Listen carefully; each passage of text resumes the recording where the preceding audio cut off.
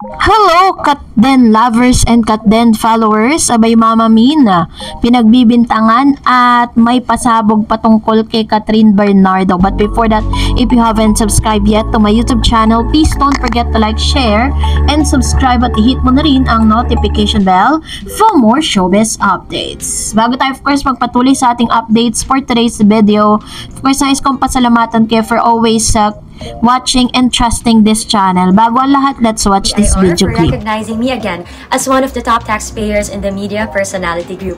Sadly, I won't be able to join po the tax campaign kick-off today due to prior work commitments, but I truly appreciate the recognition. Maraming salamat. Tila nagsilbing magandang ehemplo ang ilang artista dahil sa kanilang pagsusumikap na magbayad ng buwis. Ang mga nangunguna riyan ay sina Vice Ganda, Julia Barreto at Catherine Bernardo na kinilala mismo ng Bureau of Internal Revenue or BIR bilang top celebrity taxpayer of 2024. Ito ay sa pamamagitan ng naganap na tax campaign kick-off event sa Quezon City noong Martes ng March 4. At bilang once na nasabing recognition, inihayag nila ang kahalaga ng paggamit ng tax sa kabutihan. So, yun po siya, no? So, congratulations. So, nangangahulugan lang po dahil sila yung pinaka top celebrity taxpayer, no? Ibig sabihin, very sila, honest sila. Talagang dinideklara nila kung magkano ang kinikita nila, 'di ba? And eto pa, no, dahil usap-usapan pa rin po ngayon ng ilan sa mga netizen at ilan sa mga chismosa sa social media ang patungkol po dito sa usaping ito. Totoo daw ba na pinipigilan or pinagbabawalan ni Mami Min na kausapin si Daniel Padilla? Nag-post kasi ng isang open letter ang social media personality at tinaguri ang pambansang lalaking marites na si Sian Gasa para sa nanay ni Catherine Bernardo na si Min Bernardo. Biruin ninyo sa kanya pong post, talagang pinangalanan niya yung mami ni Miss Catherine. Idinaan kasi ni Sian sa kanyang Facebook page ang mensaheng nais niyang iparting kay Mami Min kung saan nabanggit niya ang singer-songwriter na si Jake Cyrus. Mababasa sa FB status ni Sian, Mami Min Bernardo, nasa hustong edad na po yung anak mo, 28 years old na si Catherine. Alam niya na ang tama at mali. Bakit mo pinagbabawalang kausapin si DJ? Bakit mo po siya kinokontrol? Gusto mo po bang magaya siya kay Jake Cyrus? Ang hugot pa ni Sian. Pahabol pa niya, ending niyan Mami, para kang nanay ni Sarah Geronimo na kontrabida sa buhay ng anak niya. Nagre-rebelde si Charis Pempenko nang dahil sa nanay niyang walang kwenta at puro lamang karir, pera. Mali yan, Mami Min, umayos ka bago pa mahuli ang lahat. Ang mensahe pa ni Sian sa nanay ni Kat. Nito lamang nagdaang linggo ay binuking ni Sian na nagkaisa daw di umano itong si Daniel Padilla at si Catherine, pero hindi siya sure kung may balikang nangyari dahil kinukumpirma pa raw niya ito. At sabi niya pa dito, kasabay nito nanawagan din siya kay Mami Min na wag basta-basta, no, nawagan si Mami Min patungkol dito. So hanggang sa ngayon po ay hindi pa rin po talaga tinitigilan ni Sian Gasa hanggang sa mapikon si Mama Min sa lahat ng kanyang mga pasaring towards Miss dito po sa usapin patungkol sa comeback or sa pagkakamabutihan di umano, no, nag-uusap na daw itong dalawa, pero itong si Mama Min daw ang kontrabida sa Katniel na bagay na talagang pinabulaanan po ng ilang mga netizen at mga malalapit kay Catherine Bernardo at kay Mama Min. Sa ngayon po, sa lahat po ng mga bintang na ipinupukol po kay Mama Min ay wala po siyang anything na isinagot or wala po siyang statement na inilabas sa social media towards Sian. Pero may napapabalita nga na parang ini-encourage itong si Mama Min na makipag-usap na sa isang abogado dahil pinangalanan na daw di umano ang nanay ni Catherine at tinukoy pa si Catherine Bernardo sa kanyang mga post kasi malinaw po ito na ito po ay naga-under sa cyber libel case. So dahil po dito ay marami po talagang naiintriga kung ano nga ba ang magiging desisyon ni Mama Min kasi parang nananahimik po si Mama Min patungkol sa issue.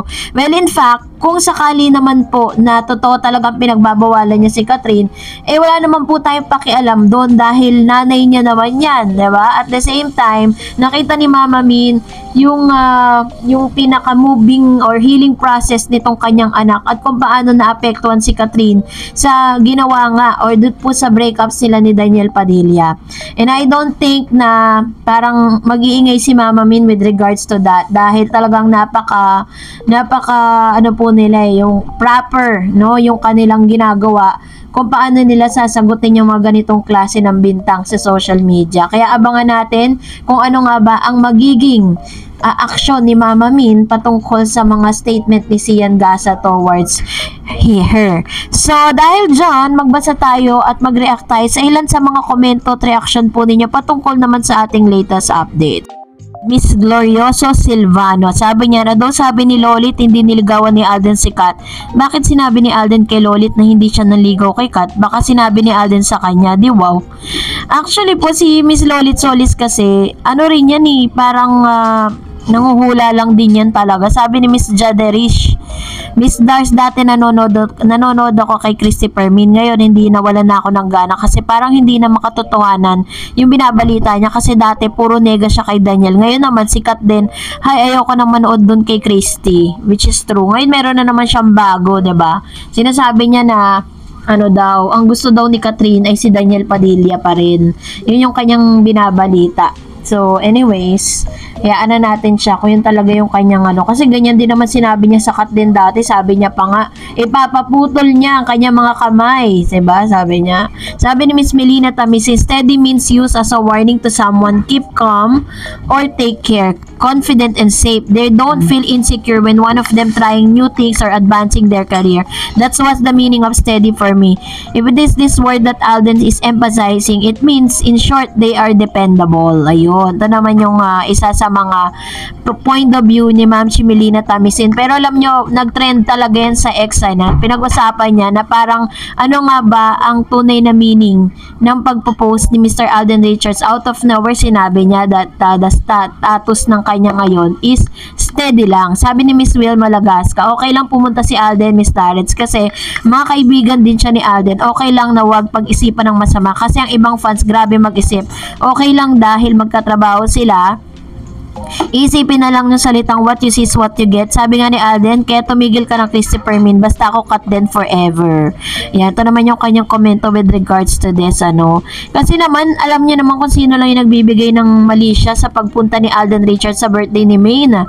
Ang dami kasing mga, mga comments And sabi ni Miss Hilda Codilla, kahit gano'n nila sirain sa Alden at Kat, pero lahat ng endorsement nila ang nakikita, love you Kat din. Sabi ni Miss Cleo, God bless you both, always Catherine and Alden. Thank you so much sa inyo pong mga komento. And of course, hindi ba po matatapos yan? Yan po mismo ang parang yun yung kabayaran ng success pagkatapos ng successful na movie po nila. Eto na, sunod-sunod na yung mga issues, sunod-sunod na yung mga bintang, at sunod-sunod na ang mga bashers na lumalabas ngayon.